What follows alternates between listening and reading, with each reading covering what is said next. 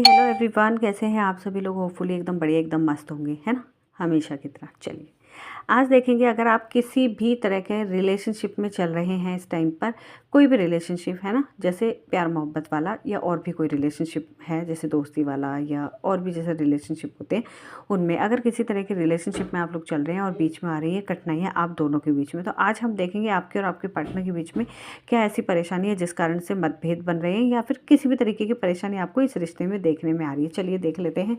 तो ये हमारे कार्ड हैं, इनमें से हम कुछ कार्ड्स निकाल लेते हैं।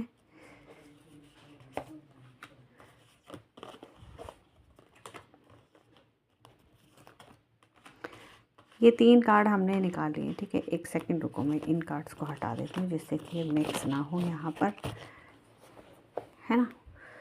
तो गाइस, ये है आप लोगों की रीडिंग, है ना। होपफुली कार्ड दिख रहे होंगे। तो भाई देख लेते हैं आप में। एक सेकंड, कार्ड सीधा करना पड़ेगा।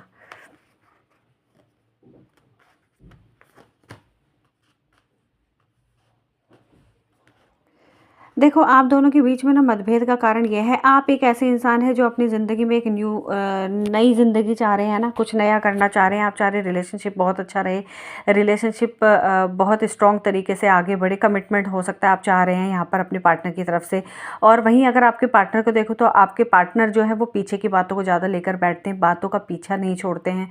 एक बात पकड़ ली तो बस उसी को पकड़े बैठे रहते हैं, आगे की चीज़ें को सोचते नहीं हैं, है ना। किसी की भी बातों को सुनकर वो अपने और आपके रिश्ते के ऊपर में लागू कर लेते हैं, जिस कारण से आप दोनों के बीच में परेशानियां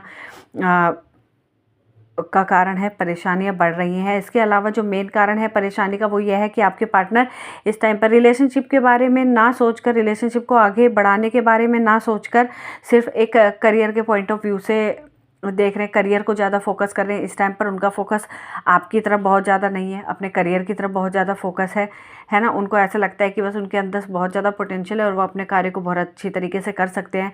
और इस सिचुएशन में भी वो चाहे आपके और उनके बीच में रिलेशनशिप जैसा भी चल रहा हो, उस सिचुएशन में भी वो काफ़ी कंफर्ट है इस टाइम पर, है ना। तो जब तक वो इन चीज़ों से निकलने की कोशिश नहीं करेंगे, अपना वो प्रैक्टिकल माइंड या फिर करियर वाली चीज़ों को बहुत ज़्यादा मतलब पकड़ के बैठेंगे और छोड़ेंगे नहीं चीज़ों को, तो वो कैसे रिलेशनशिप पर फोकस कर पाएंगे, है ना। तो यहाँ पर जो मेन इशू निकल के आ रहा है वो निकल के आ रहा है जैसे मटीरियलिस्टिक चीज़ें, रोटी कपड़ा मकान, या फिर अपनी ज़िंदगी को चलाने के लिए चीज़ें, इस चीज़ के ऊपर उनका ज़्यादा फोकस है इस टाइम पर, जिस कारण से वो अपने चीज़ों पर ध्यान देते हैं, वो आपकी तरफ उतना ध्यान नहीं दे पा रहे, जिस कारण से आप दोनों के बीच में मिसअंडरस्टैंडिंग्स बनी हो सकती है, या फिर कुछ चीज़ें ऐसी हो सकती है कि आप भी धीरे धीरे, आपका भी माइंड डाइवर्ट होता जा रहा है, आप भी सोचते जा रहे हैं कि